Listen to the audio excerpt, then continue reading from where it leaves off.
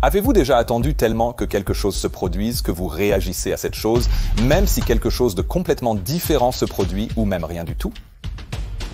Eh bien, imaginez maintenant que vous êtes en approche avec un avion de ligne et que vous venez de lire quelque chose sur l'interférence 5G et que votre avion commence à tourner. Restez à l'écoute.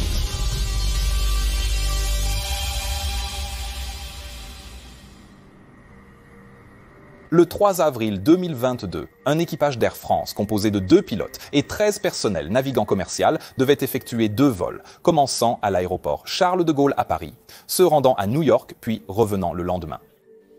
Cette tâche particulière était considérée comme assez difficile par les équipages d'Air France en raison des horaires prévus pour le départ des vols.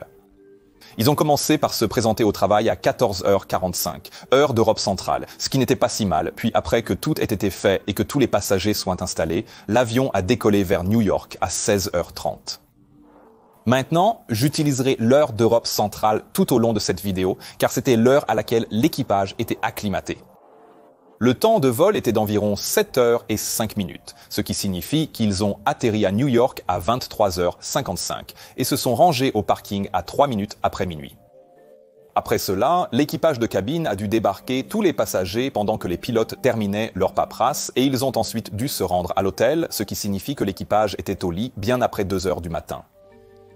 Cela a ensuite été suivi par un temps de repos d'environ 20h jusqu'à 23h le jour suivant. Maintenant, les 2 pilotes impliqués ont réussi à bien dormir pendant la nuit et ils se sont réveillés d'eux-mêmes après environ 7 heures de sommeil. Ils ont ensuite passé une journée à New York, puis sont retournés à leur hôtel le soir pour un rapide repos avant l'heure de la partie la plus éprouvante de ce devoir, le vol retour. Tout l'équipage a été récupéré vers minuit pour un trajet de presque 1h30 jusqu'à l'aéroport et une fois sur place, il était temps de commencer à préparer le vol retour qui était prévu pour partir à 3h du matin. Cela signifierait qu'il serait de retour à Paris vers 10h20 le matin après avoir volé pendant une grande partie de la nuit. Maintenant, Air France était bien consciente du fait que ces vols de nuit étaient exigeants, donc les équipages qui étaient prévus pour les effectuer avaient reçu à la fois une période de repos prolongée avant et après les vols. Les 2 pilotes, qui n'avaient jamais volé ensemble auparavant, s'entendaient bien pendant la première partie du vol. Le commandant de bord avait 53 ans et était assez expérimenté avec un peu moins de 11 700 heures de vol au total. Et il avait opéré en tant que capitaine sur le 777 pendant environ 1200 de ces heures. Auparavant, il avait été pilote d'Airbus A320. Le copilote était également très expérimenté avec un peu moins de 5200 heures de vol au total et 869 de ces heures avaient été effectuées sur le 777. Il avait également piloté l'Airbus A320 jusqu'à environ 3 ans avant cet incident et le fait que ces 2 pilotes aient une grande expérience de l'Airbus pourrait éventuellement jouer un petit rôle dans ce qui va se passer. Il est également important de savoir qu'au 8 février, environ 2 mois avant ce vol, les autorités aéronautiques françaises avaient publié une information générale sur la sécurité concernant les risques possibles d'interférence entre les signaux 5G et les altimètres radio installés sur certains avions, et le Boeing 777 était l'un de ceux affectés. Peut-être vous souvenez-vous de toute cette débâcle car elle a éclaté comme un grand scandale aux États-Unis, mais en Europe, les réseaux 5G fonctionnaient en fait sur une bande de fréquence plus basse, qui était plus éloignée des altimètres radars, et donc ce n'était pas vraiment un problème là-bas. Cependant, ce détail n'a peut-être pas été clairement communiqué par les autorités. Cependant, tout cela signifiait qu'il y avait beaucoup de discussions entre les pilotes sur ce à quoi ce type d'interférence pourrait potentiellement conduire, et nous savons que les 2 pilotes qui opéraient ce vol particulier s'étaient également renseignés sur le sujet. Et cela nous amène au vol retour de New York à Paris-Charles de Gaulle. Quand les pilotes sont arrivés à la salle d'équipage le 5 avril au matin, ils ont fait comme d'habitude, vérifier la météo, les NOTAM et les plans de vol pour leur prochain vol. La météo semblait bonne sur l'itinéraire, et la météo à l'arrivée pour Charles de Gaulle était correcte, avec quelques vents légers, une masse d'air chaud assez stable qui a causé quelques nuages couvrants, descendant jusqu'à 300 pieds. Ce n'est peut-être pas une météo idéale pour les touristes car ces nuages couvriraient les 2/3 de la tour Eiffel, mais pour un équipage de compagnie aérienne expérimentée, ce n'était pas vraiment un problème. Une fois que les pilotes se sont assurés qu'ils étaient satisfaits de leur prévol, ils ont ensuite informé leur équipage de cabine, puis se sont dirigés vers l'avion. Il y avait 177 passagers réservés pour le vol, et dès que les contrôles de sécurité ont été terminés, l'embarquement a commencé et s'est déroulé sans aucun problème. Le copilote a été désigné pilote aux commandes. Pendant qu'il préparait le cockpit, le commandant de bord a vérifié le journal technique et effectué le tour de l'avion. L'avion qu'il devait piloter était un Boeing 777-300ER de 17 ans, qui était avec Air France depuis qu'il était tout neuf. C'est un avion de ligne fantastique, propulsé par deux énormes moteurs turbofan GE 90-115 Bravo, et contrairement au Boeing 737 que je pilote, les commandes de vol de cet avion sont entièrement fly-by-wire, ce qui signifie que les impulsions sur les commandes par les pilotes, ou l'autopilote, sont transmises dans des ordinateurs, qui transmettent ensuite ces commandes numériques aux commandes de vol réelles. Je vais bientôt approfondir ces systèmes car ils joueront un grand rôle dans cette histoire, mais pour l'instant, tout ce que vous devez savoir, c'est qu'il n'y avait aucun problème signalé avec cet avion en particulier. Tous les systèmes avaient très bien fonctionné pendant la nuit précédente et il n'y avait aucune restriction opérationnelle dessus. Après sa ronde, le commandant de bord est retourné dans le cockpit où le copilote l'a informé sur leur prochain départ. Ils ont ensuite terminé les flux avant le démarrage et vers 3 heures du matin, toujours à l'heure européenne, le vol Air France 011 a commencé à pushback pour son vol en direction de Paris. Le trajet vers la piste s'est déroulé sans incident et à 3h16, le copilote a appuyé sur les boutons Take Off, Go Around et les manettes de gaz sont avancées en position décollage. Le décollage s'est déroulé normalement et l'avion a rapidement atteint son altitude de croisière au-dessus de l'Atlantique. Comme le vol avait lieu tôt le matin, le pilote a rapidement décidé de recourir à ce que l'on appelle le repos contrôlé, qui consiste exactement en ce que son nom suggère. Cela permet à un pilote de dormir pendant que l'autre reste éveillé et gère à la fois les commandes et la radio. Et c'est un excellent moyen d'éviter la fatigue lorsqu'on opère pendant les heures de l'horloge circadienne. Et comme vous pouvez l'imaginer, il y a plusieurs règles associées à cette procédure afin de la maintenir parfaitement sûre. Les procédures pour effectuer un repos contrôlé varient légèrement entre les différentes compagnies, mais elles incluent normalement d'informer l'équipage de cabine, de ne le faire qu'en croisière bien sûr, et de s'assurer qu'il y a suffisamment de temps disponible depuis le réveil du dernier pilote jusqu'au moment de commencer la descente pour éviter l'inertie du sommeil. Maintenant, puisque les pilotes ont fait cela et se sont également très bien reposés pendant l'escale nocturne à New York, rien ne suggère que ce qui allait se passer ensuite avait quoi que ce soit à voir avec la fatigue. Et je vous en parlerai après cela. Vers 7 heures du matin, le vol 011 d'Air France a commencé à s'approcher du moment de commencer la descente et le copilote a donc cédé les commandes au capitaine et a commencé à préparer et à informer sur l'arrivée prévue. La dernière météo avait également été reçue et elle indiquait, comme il s'y attendait, une couche de nuages couvrant jusqu'à environ 300 pieds. Et une visibilité d'environ 3000 mètres. Il y avait également des rapports de légère bruine dans la région avec des vents d'ouest d'environ 8 nœuds, mais sans aucune turbulence prévue ou signalée. Cela signifiait qu'ils seraient en mesure d'effectuer une approche avec l'instrument Landing System de catégorie 1 standard sur la piste 26 gauche, ce qu'ils avaient prévu depuis le tout début. Le copilote a informé le commandant de bord de son plan d'approche, précisant qu'en raison des conditions météorologiques aux instruments, acquis MC, il devrait être complètement stabilisé avant d'atteindre 1000 pieds.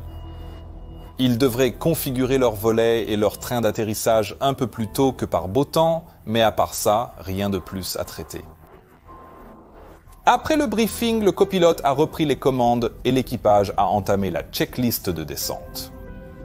Maintenant, sur le 777, cela se fait à l'aide d'une checklist électronique qui est généralement affichée sur l'écran multifonction inférieur. C'est une petite fonctionnalité assez astucieuse, que l'avion lui-même surveille et coche certains éléments de la checklist, tandis que d'autres, comme le briefing d'approche par exemple, doivent être cochés manuellement par les pilotes eux-mêmes. Maintenant, j'adore personnellement ce système, car si les pilotes oubliaient de faire quelque chose sur la checklist, eh bien, le système lui-même émettrait un avertissement du système d'alerte de trafic et d'évitement de collision, pour leur rappeler bien avant l'atterrissage, ce qui est assez différent de ce qui se passe dans le 737 que je pilote, où il n'y a vraiment rien qui nous le rappelle. Quoi qu'il en soit, le vol a bientôt commencé sa descente progressive vers Paris, et à ce stade, tout semblait encore tout à fait normal. Le commandant de bord a annoncé aux passagers un atterrissage à l'heure malgré le temps correct, mais pas génial en dessous. Pendant ce temps, l'équipage de cabine a préparé la cabine pour l'atterrissage. Dans le cockpit, rien ne semblait sortir de l'ordinaire, mais le copilote pensait peut-être à cette information qu'il avait récemment lue concernant les interférences des antennes 5G. Il avait entendu dire qu'un signe de ce type d'interférence était que le TOGA pourrait ne pas s'engager lors d'une remise des gaz, un détail important à retenir. Quoi qu'il en soit, vers 7h45, l'avion était en contact avec l'approche de Paris et a commencé à recevoir ses derniers vecteurs vers l'instrument Landing System. Avant de plonger dans l'action de cette histoire, voici quelques systèmes techniques du Boeing 777 à connaître pour bien comprendre ce qui va se passer. Comme je l'ai mentionné au tout début de la vidéo, c'est un avion entièrement fly-by-wire, mais dans la plupart des cas, il ne donne pas cette impression aux pilotes. C'est à cause des décisions conscientes de Boeing de garder les pilotes au centre de l'opération, et ils ont fait cela en s'assurant que les manches à balai et la manette des gaz extérieurs bougent à la fois lorsque l'autre pilote vole, et également lorsque le pilote automatique contrôle l'avion. Cela signifie que les commandes ressemblent et se sentent exactement comme sur les anciens avions Boeing, et cela donne de grands indices visuels sur ce qui se passe et améliore donc la conscience situationnelle des pilotes. Mais cela signifie également qu'il n'y a pas d'avertissement de double entrée comme il y en aurait sur un Airbus si les deux pilotes commençaient à entrer sur les manches à balai en même temps. Cela n'a jamais été jugé nécessaire car le pilote en vol remarquerait immédiatement si l'autre pilote faisait soudainement des entrées.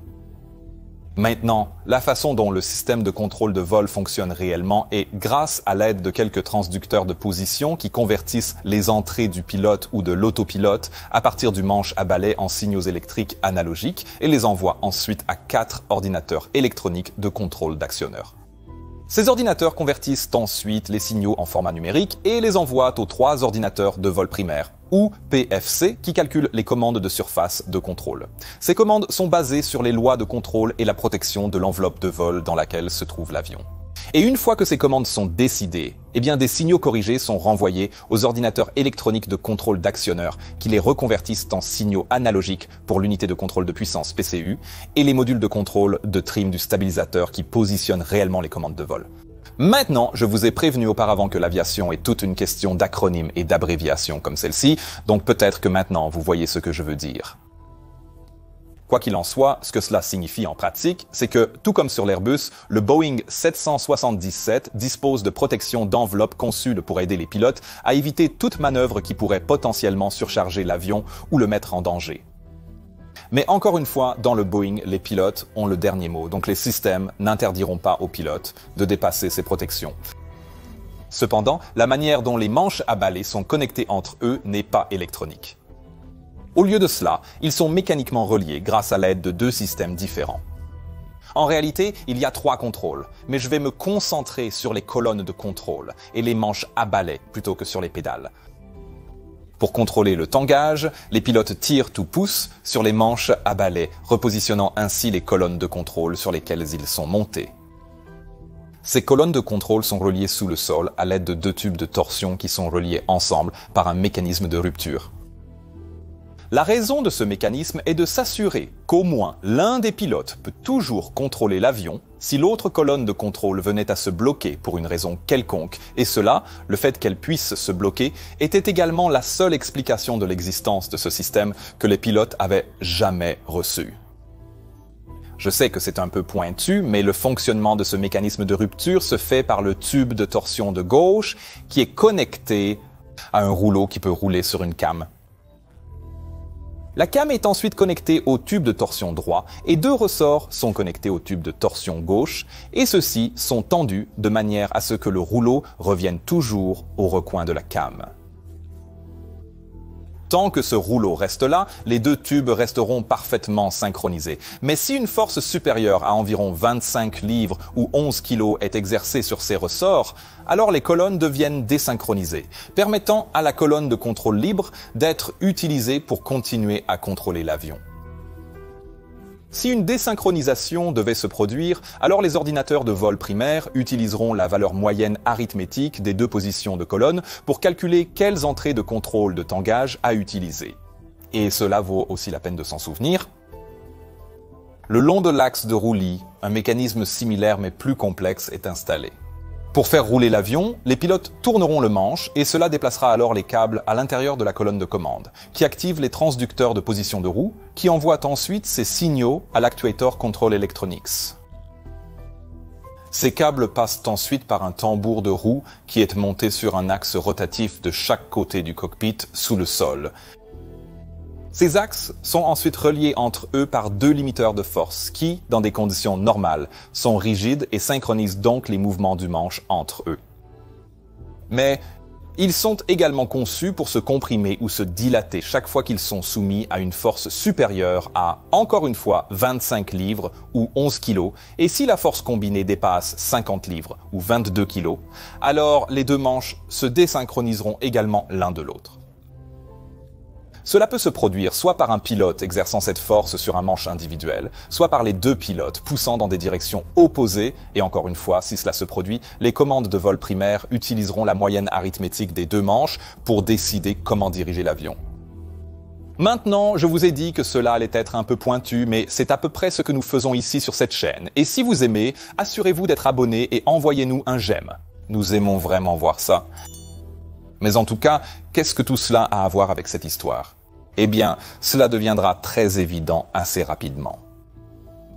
Vers 7h45, le copilote a commencé à demander que les volets soient déployés alors que l'avion se rapprochait du localisateur.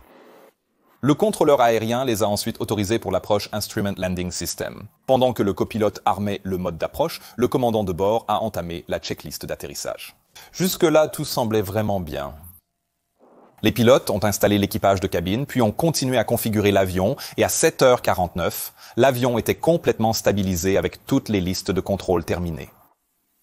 À ce stade, ils venaient d'être remis au contrôleur de la tour Charles de Gaulle, qui les avait également autorisés à atterrir.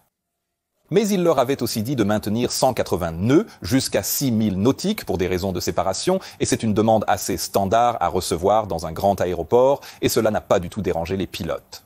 Tout se passait très bien jusqu'à ce point. Une minute plus tard, à 1670 pieds, le copilote a déconnecté le pilote automatique pour piloter manuellement l'approche, mais a gardé l'automanette et les directeurs de vol engagés. Le temps ici n'était pas idéal, mais pas terrible non plus.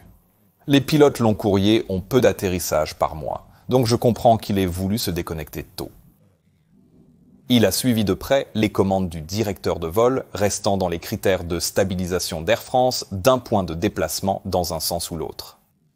En fait, la plus grande déviation enregistrée après sa déconnexion était inférieure à 0,1 point par rapport au localisateur et 0,25 points par rapport à la pente de descente, ce qui est en réalité un pilotage assez habile. Mais quelque part autour de là, alors que l'avion descendait à environ 1300 pieds, un sentiment étrange avait apparemment commencé à s'insinuer dans l'esprit du premier officier.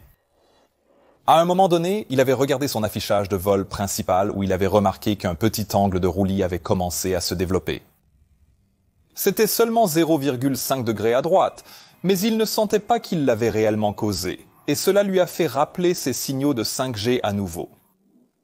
Serait-il possible qu'il y ait une interférence en cours ?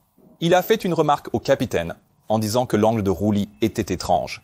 Et pendant qu'il faisait cela, il a également commencé à osciller les entrées de contrôle de roulis des deux côtés, mais avec une légère emphase sur la gauche.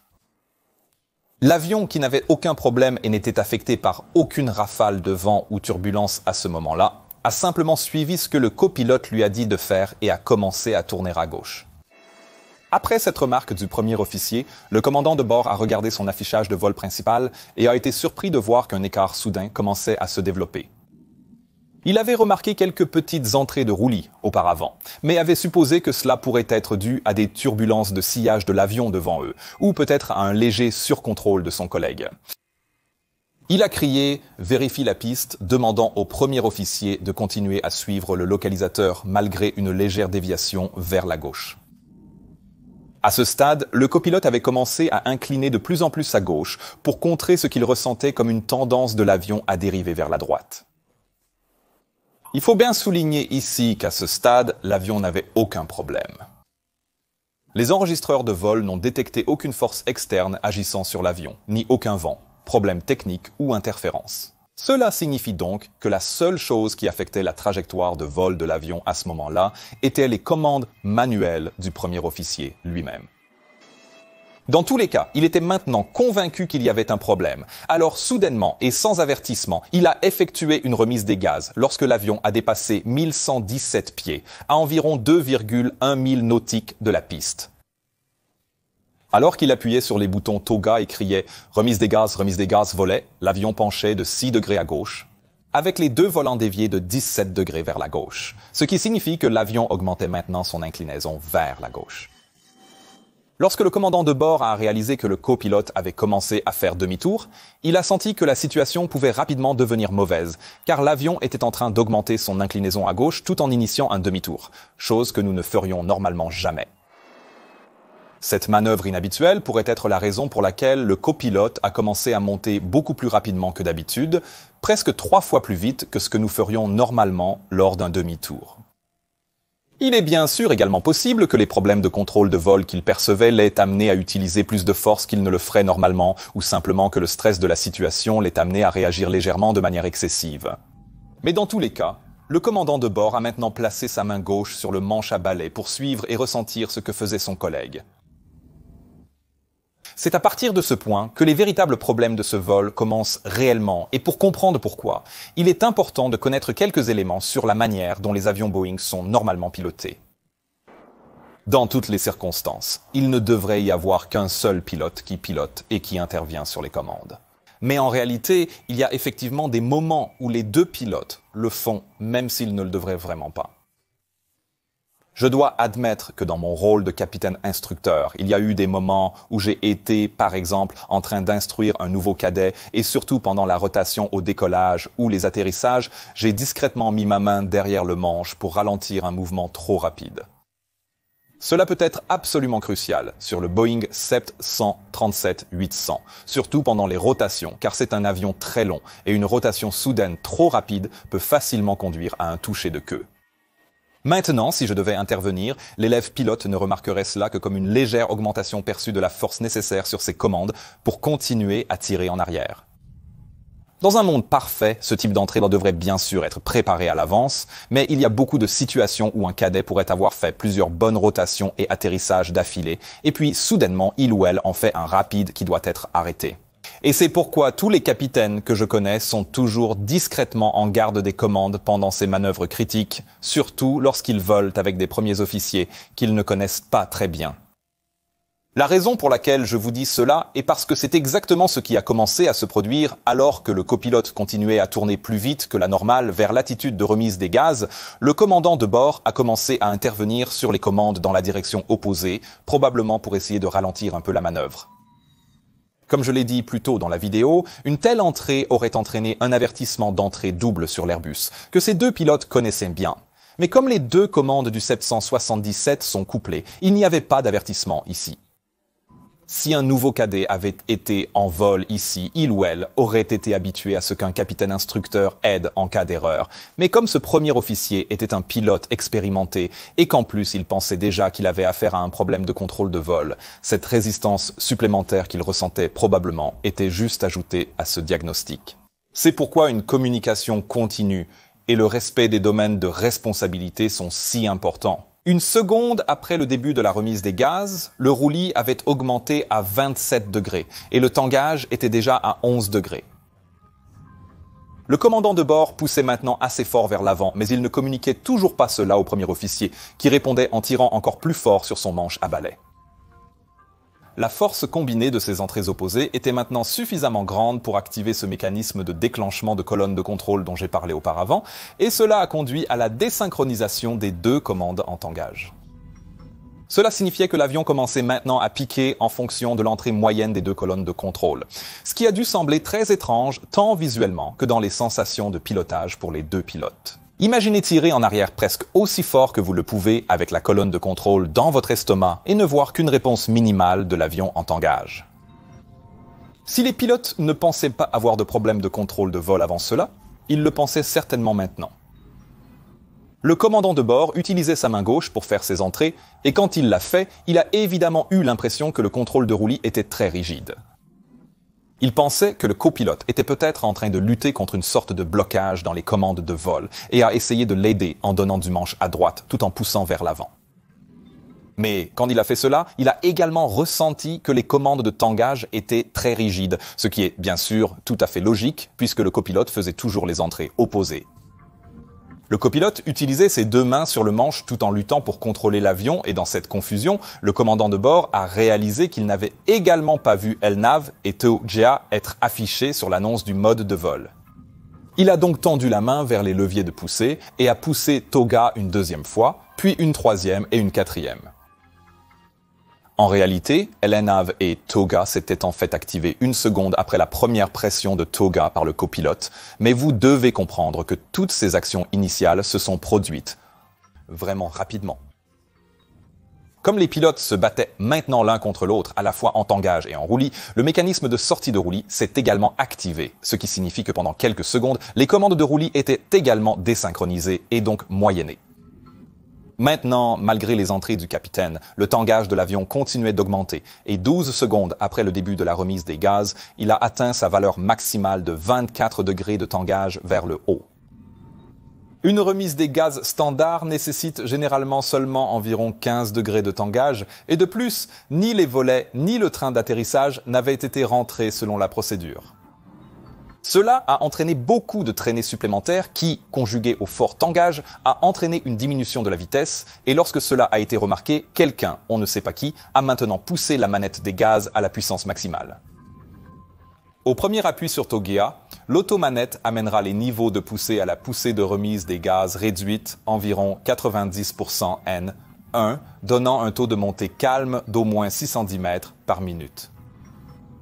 Une deuxième pression sur les boutons TOGA activera alors la poussée maximale, ce que le commandant de bord avait fait en appuyant plusieurs fois sur les boutons, mais l'automanette n'a probablement pas eu assez de temps pour répondre, c'est pourquoi quelqu'un l'a simplement poussé manuellement. À 7h51 et 25 secondes, le copilote a réalisé que la configuration était complètement fausse et a alors crié « remise des gaz, montée positive », puis il a rentré le train d'atterrissage lui-même. Mais comme les volets étaient toujours en configuration d'atterrissage, une alerte de configuration a commencé à retentir dans le cockpit, ajoutant encore plus de stress. Et si cela ne suffisait pas, un avertisseur d'alarme principal accompagné d'une norme de checklist, système d'alerte de trafic et d'évitement de collision incomplète a également été affiché, et cela était dû à un bug logiciel connu qui réinitialise parfois la checklist électronique lorsqu'une approche est soudainement abandonnée. Mais quelle que soit la raison de cet avertissement, il y avait maintenant de nombreux avertissements différents dans ce cockpit. Et tous étaient essentiellement auto-induits. Il convient de souligner ici que c'est le travail du pilote de surveillance, dans ce cas le commandant de bord, de rentrer le train d'atterrissage et les volets à la demande du pilote aux commandes. Mais à ce stade, très peu des procédures opérationnelles standards fonctionnaient correctement dans ce cockpit. Et pour ceux d'entre vous qui regardent, je suppose que cela peut sembler complètement absurde.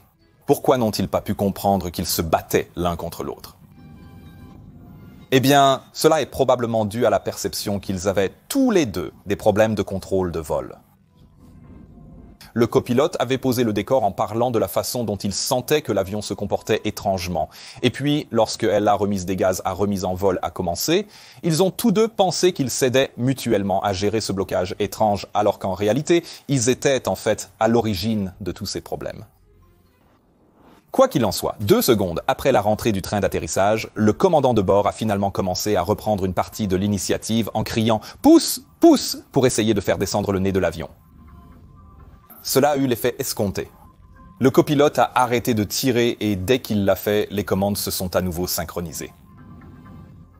Le problème, cependant, était que le commandant de bord continuait à pousser vers l'avant, ce qui signifiait que le tangage a commencé à diminuer rapidement. Il a bientôt crié « Arrête, arrête » lorsque le tangage est passé en dessous de la cible prévue, parce que, souvenez-vous, il n'avait pas encore officiellement pris le contrôle de l'avion et cela signifiait qu'il s'attendait à ce que le copilote maîtrise le tangage. Quand le copilote a entendu l'appel du capitaine, il a recommencé à tirer, ce qui signifie que chacun compterait à nouveau les actions de l'autre. Mais cette fois, la force n'était pas assez grande pour que la désynchronisation se produise. 10 secondes plus tard, alors qu'ils luttaient toujours avec ce problème de contrôle de vol qu'ils ont eux-mêmes créé, le copilote a signalé la mauvaise configuration des volets. Et 20 secondes plus tard, le commandant de bord a annoncé « E-volets », ce qui a incité le copilote à rétracter les volets à la bonne configuration. Encore une fois, les pilotes effectuaient maintenant les tâches de l'autre, à l'opposé de ce qui aurait dû être fait. Mais au moins, cette action a fait taire l'avertissement de configuration. À 7h52 et 5 secondes, le commandant de bord a finalement annoncé « J'ai les commandes », ce qui a effectivement mis fin à cette épreuve. Les actions contradictoires et la lutte qui s'en est suivie ont duré un total de 53 secondes sans que les pilotes aient compris ce qui se passait. Dès que le commandant de bord a officiellement repris les commandes, le copilote a cessé de faire des entrées et tout est alors revenu à la normale. Même si le commandant de bord a toujours signalé qu'il pensait que les commandes de vol étaient encore un peu rigides, les pilotes ont signalé la remise des gaz au contrôle aérien et ont ensuite continué à monter jusqu'à l'altitude de remise des gaz après avoir vérifié que les commandes de vol fonctionnaient maintenant correctement. Le pilote automatique a été réengagé et le commandant de bord a rendu les commandes au premier officier. Ils devaient maintenant comprendre ce qui s'était passé en utilisant le modèle de décision FORDEC. Fait, option, risque et avantage. Décision, exécution et vérification. C'est une variation du modèle que nous utilisons dans ma compagnie aérienne appelée PIOSE et il est conçu pour donner aux pilotes une manière structurée de gérer les problèmes sous stress. C'est une excellente façon de travailler et quelque chose que je recommande à quiconque dans n'importe quel secteur d'activité et j'en parle beaucoup dans mes cours de leadership. Dans ce cas, ils ont commencé par discuter si les commandes avaient réellement été bloquées ou non, et ils ont tous deux convenu que ce n'était probablement pas le cas. Ils ont ensuite discuté de la possibilité d'une interférence de la 5G. Un des symptômes de cela était que le TOGA ne s'engageait pas, ce qu'ils pensaient tous les deux s'être produit, même si ce n'était pas vraiment le cas. Le copilote a suggéré qu'ils devraient dévier vers Paris-Orly pour s'assurer que ce qui avait causé cela ne leur arrive plus, mais le commandant de bord pensait qu'il serait préférable de rester à Charles de Gaulle, mais de faire la prochaine approche sur la piste 27 droite à la place, car cela maximiserait leur carburant disponible. Le copilote a réfléchi à cela pendant un moment et a convenu que c'était probablement une bonne idée. Puis ils ont communiqué cela à la tour de contrôle qui a accepté de commencer à les diriger vers une approche de cette nouvelle piste à la place. 10 minutes plus tard, le vol 011 d'Air France a atterri sans encombre sur la piste 27 droite et a roulé jusqu'à la porte. Le commandant de bord a préservé les données de l'enregistreur de voix du cockpit, ce qui s'est avéré crucial pour l'enquête suite à l'incident. Maintenant, je ne peux pas insister suffisamment sur l'importance de s'assurer que cela est fait, car j'ai lu beaucoup trop de rapports où l'enregistreur de voix du cockpit a été réécrit par-dessus. Donc, si vous êtes un pilote, assurez-vous de retirer ce disjoncteur CVR si quelque chose comme cela s'est produit. Heureusement, il y a maintenant une nouvelle règle en cours d'implémentation qui prolongera considérablement la durée de l'enregistrement vocal disponible, mais quand même. Maintenant, dans ce cas, comme pendant l'incident, les pilotes avaient involontairement appuyé sur le bouton de transmission et avaient donc transmis leur lutte sur la fréquence radio, elle avait presque immédiatement été reprise par plusieurs sites de médias sociaux et avait donc reçu beaucoup d'attention médiatique.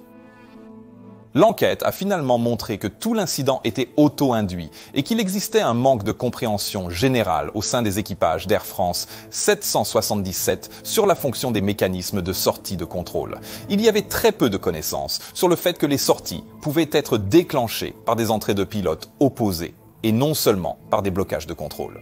Et à cause de cela, Air France a demandé plus d'informations à Boeing concernant ces fonctions afin de les partager avec leurs pilotes. Fait intéressant, cette enquête a également montré que même si les entrées doubles étaient considérées comme principalement un problème d'Airbus, cela se produisait presque aussi souvent sur la flotte Boeing à un taux de 0,4 instances pour 1000 vols. Et cela m'amène peut-être au point le plus important qui peut être tiré de cet incident. Il est super important que nous tous, pilotes, quel que soit le type d'avion que nous pilotons, soyons très clairs sur qui a les commandes à tout moment et que nous communiquions clairement si ce rôle doit changer. Respectez toujours les zones de responsabilité, car si vous ne le faites pas, des malentendus comme celui-ci peuvent se produire avec des conséquences potentiellement bien plus graves. Après cet incident, Air France a mis en place de nouveaux modules de formation pour ses pilotes afin de s'assurer que cela ne se reproduise pas et Boeing a clarifié la fonction des mécanismes de déclenchement en modifiant certaines sections de leur manuel de formation de l'équipage de vol. J'espère avoir mérité votre abonnement avec cette vidéo. Si c'est le cas, n'oubliez pas de laisser un j'aime et un commentaire, j'adore vraiment les lire. Si vous souhaitez soutenir mon équipe, alors envisagez de laisser un super merci en utilisant le bouton du dollar ici en dessous, ou peut-être d'acheter un t-shirt ou une tasse, ou de rejoindre ma fantastique équipe Patreon. Nous avons de temps en temps des hangouts Zoom vraiment géniaux, où vous pouvez me poser directement vos questions. J'adore faire ça. Passez une journée fantastique où que vous soyez. À la prochaine fois. Au revoir.